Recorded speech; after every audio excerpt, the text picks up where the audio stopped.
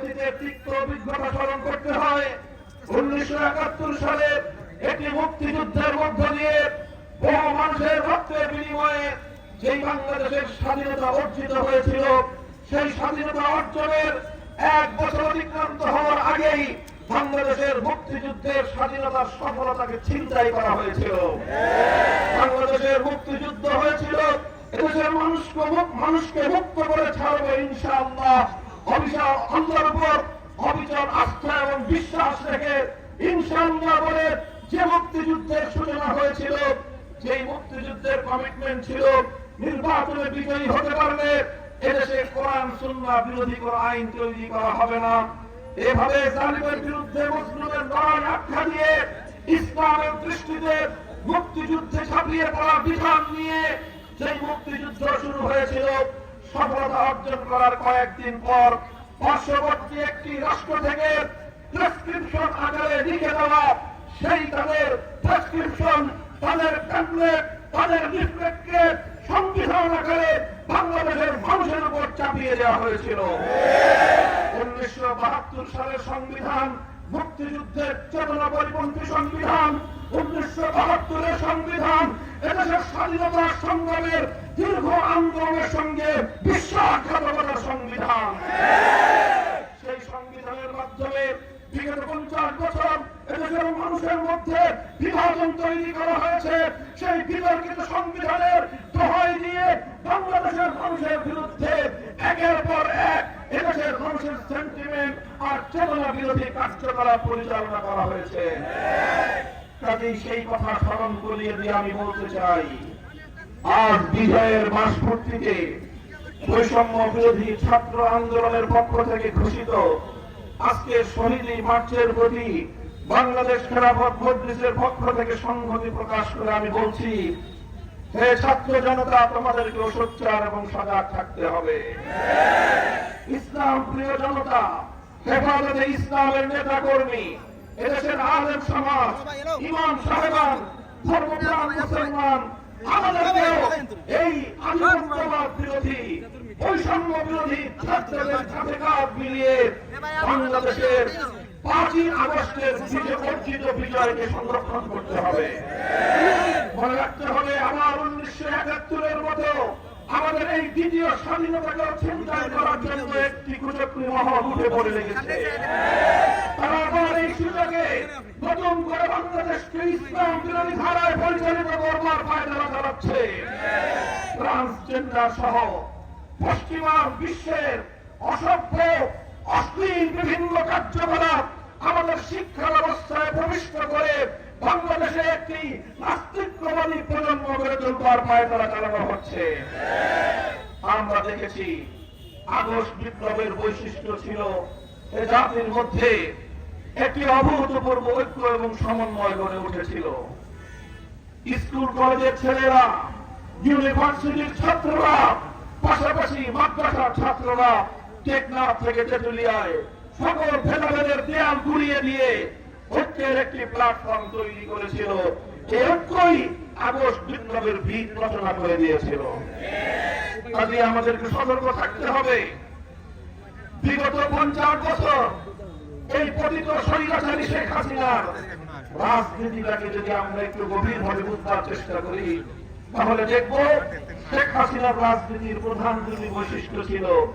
1 নম্বর ছিল প্রতিশোধের রাজনীতি, 2 নম্বর ছিল বিভাজনের রাজনীতি।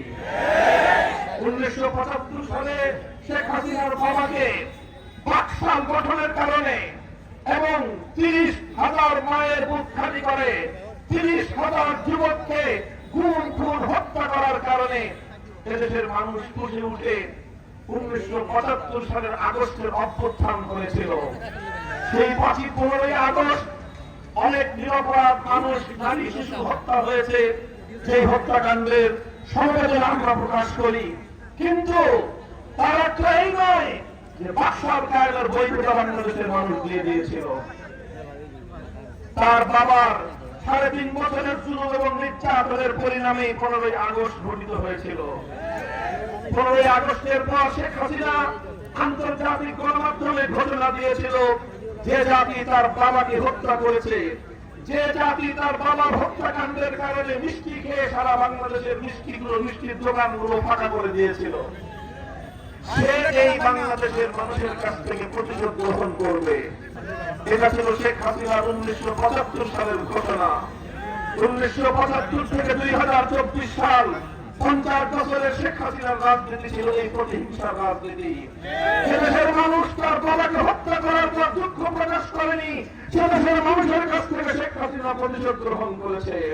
সে দেশের মানুষকে ভারতের সেবাদাতার গোলামে পরিণত করার চেষ্টা করেছে। সে দেশের মানুষকে সে দেশটাকে তলাবিহীন ঝুড়িতে পরিণত করবার চেষ্টা করেছে। এই দেশ থেকে হাজার হাজার কোটি লক্ষ লক্ষ কোটি টাকা পাচার করে এদেশের অর্থনীতিকে ধসিয়ে দিয়ে তলাবিহীন ঝুড়িতে পরিণত করার চেষ্টা করেছে। এগুলো ঠান্ডা মাথায় শেখ হাসিনা করেছে বাংলাদেশকে একটি ব্যর্থ রাষ্ট্রে পরিণত করে চিরদিনের জন্য নরেন্দ্র মোদীর হাতে তুলে দেওয়ার কৌশল হিসেবে। এই ছিল শেখ হাসিনার প্রতিশোধের রাজনীতি। শেখ হাসিনার রাজনীতি ছিল বিভাজনের রাজনীতি। নানাভাবে বাংলাদেশে সাবাদাত ঘটিয়ে সংখ্যালঘু হিন্দু বৌদ্ধদের উপাসনালয়, তাদের বাসাবাড়ি আর তাদের ব্যবসা প্রতিষ্ঠানগুলোতে তার সন্ত্রাসী যুবলীগ, ছাত্রলীগ, ভেলভেটলীগ, হাতুড়ি লীগদের মাধ্যমে তাদের অন্ধকারে অগ্নিসংযোগ চালিয়ে হত্যাযজ্ঞ চালিয়ে বাংলাদেশে হিন্দু মুসলিমদের মধ্যে একটি সাম্প্রদায়িক উস্কানির পরিবেশ তৈরি করেছিল শেখ হাসিনা।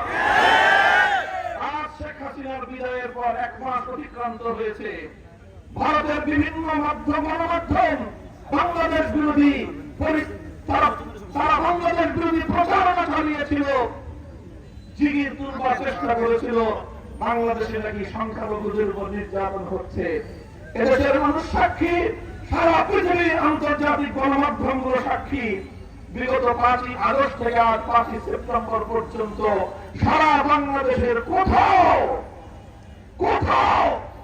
একটি সংখ্যালঘু পরিবার অথবা তাদের কমিউনিটির উপর সামান্য কোন ফুলের আচরণ পর্যন্ত লাগেনি। এদেশের আলেম সমাজ, ইসলামী সংগঠনগুলো ঐতিহাসিক ভূমিকা পালন করেছে। আমাদের মাদ্রাসা সন্তানের রাতের বেলা নির্ঘুম থেকে পাহারাদারি করে মন্দির এবং প্যাগোডার নিরাপত্তা নিশ্চিত করেছে। শেখ হাসিনা আসলে সাম্প্রদায়িকতার উস্কানি হয়, শেখ হাসিনা চলে গেলে সাম্প্রদায়িক সম্প্রীতি প্রতিষ্ঠিত হয়। এভাবেই প্রতি জায়গায় বিভাজন করে করে দেশটাকে ভাগ করে ডিভাইড এন্ড রুল এই পলিসি অবলম্বন করে শেখ হাসিনা এদেশের মানুষের মাথার উপরে কাঁঠাল ভেঙে খেয়েছে এতদিন। আজ শেখ হাসিনার রাজনীতি ব্যর্থ প্রমাণিত হয়েছে। আওয়ামী লীগ বাংলাদেশের সবচেয়ে বড় সন্ত্রাসী সংগঠন হিসেবে প্রমাণিত হয়েছে। আওয়ামী লীগের গুন্ডা এবং মাস্টারেরা রাজপথে গুলি করে করে আমার স্কুল কলেজ ভার্সিটি মাদ্রাসার ছাত্রদেরকে হত্যা করেছে। শেখ হাসিনা এবং ওবায়দুল কাদের সরাসরি নির্দেশনা দিয়ে, সরাসরি উস্কানি দিয়ে, নির্দেশ দিয়ে তাদের সন্ত্রাসী ছাত্রলীগকে আমার ছাত্র জনতার বিরুদ্ধে বেরিয়ে দিয়েছে। কিন্তু এদেশের মানুষ যখন মরতে শিখেছে, এদেশের মানুষ যখন রক্ত দিতে শিখেছে, আমাদের ছাত্ররা যখন বুক পেতে বুলেটকে বরণ করতে শিখেছে, আমার দেশের আবু সাঈদকে যখন সালিমের বুলেটের আঘাতে বুক পেতে দিতে শিখেছে, তখন এই মরণম্য শাহাদাতের চেতনায় উজ্জীবিত জাতিকে থামায় রাখা যায় না।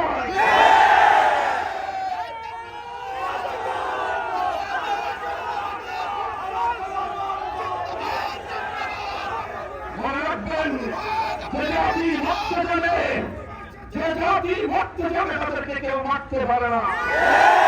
যে জাতি মরতে শেখে তাদেরকে থামায় রাখা যায় না।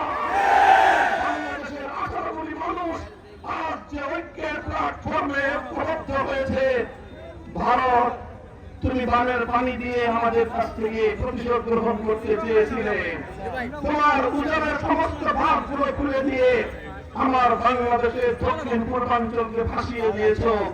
বাংলাদেশের মানুষ আরো ঐক্যবদ্ধ হয়েছে।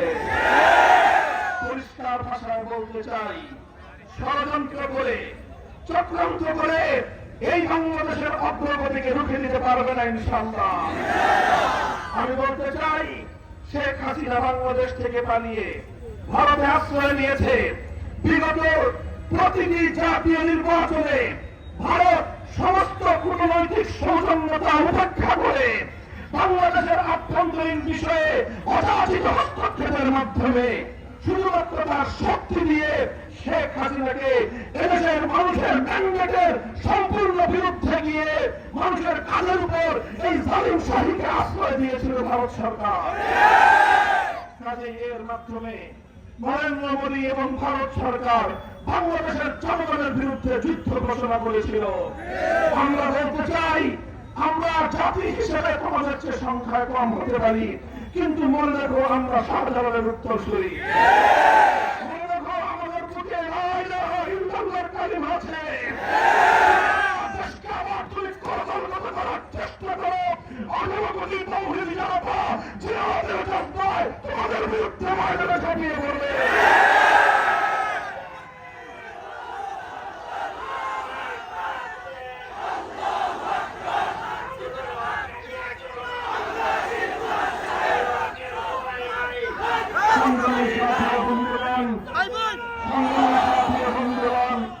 আখেরি পয়গাম হলেই ভারত নরেন্দ্র মোদী তাদের প্রিয়জন শেখ হাসিনাকে আশ্রয় দিয়েছে।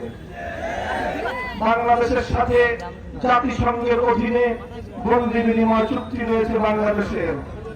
সেই শর্তে, সেই চুক্তির আওতায় শেখ হাসিনা সহ তার সকল খুনি মন্ত্রিসভার সদস্যদেরকে অনতিবিলম্বে বাংলাদেশে ধরে এনে বিচারের কাঠগড়ায় দাঁড় করাতে হবে।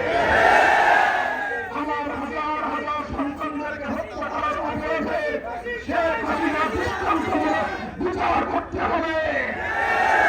অন্তর্বর্তীকালীন সরকারকে বলতে চাই, হত্যাকারীদের, খুনিদের বিচারের ক্ষেত্রে কোন নমনীয়তা প্রদর্শন করার যদি কেউ চেষ্টা করে তার বিরুদ্ধে আমরা প্রতিরোধ করে তুলব। বাংলাদেশের মানুষের অর্থনৈতিক বিপর্যস্ত করে মানুষকে লক্ষ লক্ষ কোটি টাকা বিদেশে পাচার করেছে, সেই টাকাগুলো এনে দেশ এবং জনগণের কল্যাণে ব্যয় করতে হবে। সংগ্রামী সাথী ও বন্ধুগণ, সকল বৈষম্যের বিরোধ চাই, সকল অন্যায় এবং অবিচারের আমরা বিরতি চাই, ন্যায় এবং ইনসাফপূর্ণ একটি সমাজ আমরা করতে চাই।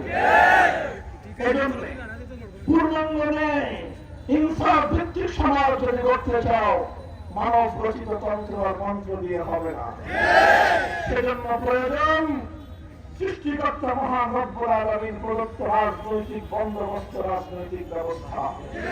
আল্লাহ প্রদত্ত সেই রাজনৈতিক ব্যবস্থার নামই হলো আল্লাহর প্রতিনিধিত্ব, স্রষ্টার প্রতিনিধিত্ব তথা খেলাফতের রাজনীতি। বাংলাদেশ খেলাফত মজলিস আপনাদেরকে আহ্বান করতে চায়, আসুন, অনেক তন্ত্র দেখেছেন, অনেক মন্ত্র দেখেছেন, এবার হবে খেলাফতের বাংলাদেশ।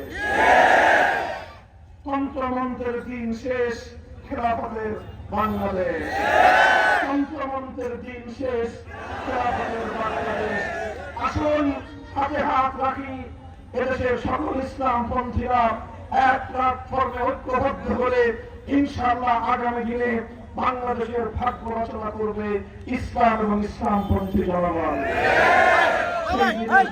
আহ্বান জানিয়ে বাংলাদেশ খেলাফত মজলিস, খেলাফত যুব মজলিস, ছাত্র মজলিসের পতাকা তলে দেশপ্রেমিক জনতাকে ঐক্যবদ্ধ হয়ে আল্লাহর জমিনে আল্লাহর দ্বীনের ঝান্ডা সমুন্নত করার উদাত্ত আহ্বান জানাই। আবারও সকল শহীদদের রূহের মাগফিরাত কামনা করি। বানভাসী মানুষের জন্য সকলকে পাশে দাঁড়ানোর উদাত্ত আহ্বান জানিয়ে আগামী দিনের রাজপথের সংগ্রামী সালাম জানিয়ে বিদায় নিচ্ছি। وآخر دعوانا الحمد لله رب العالمين. السلام عليكم ورحمة الله. প্রিয় উপস্থিতি, এখন আপনাদের সামনে